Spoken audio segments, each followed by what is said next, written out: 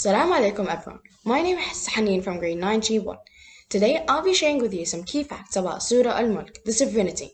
The surah acts as protection from the punishment of the grave and the intersection of the Day of Judgment until the sins are forgiven for the ones who memorize it and recites it.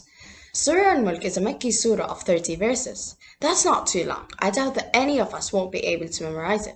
It could be quite challenging for some of us in the beginning, but if you put some effort into it, I'm sure you can do it. Surah Al-Mulk has a theme of demonstrating the power of Allah. As mentioned in verse 2, He has created both life and death to test you, as to which amongst you is the best indeed. The surah challenges both me and you to look around us and try to find any flaws in God's creation.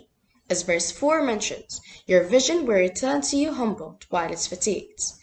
The surah also highlights the punishment for those who are too blind to take the heed of the miracles and ignore the messengers.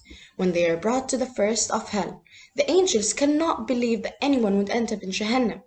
They will then ask, did there not come to you a warner? Which will they say, yes, a warner had come us, but we denied. We can see that in both verse 8 and verse 9. Indeed, those who are in awe of their Lord in private, those are the ones who will have forgiveness and might reward. When they see the impending doom, the faces of those who disbelieved will become dark, while the others shine like the stars and the suns in the sky. All this is introduced to us in verse 12 and verse 27. Surah Al-Mulk concludes by affirming our trust in those who reject Allah. They are told, this very water that you drink, if Allah had willed, it would disappear. Who could possibly bring it back to you? This powerful message is found at verse 30, which is the last ayah in the surah. What a powerful message to end a wonderful surah like this.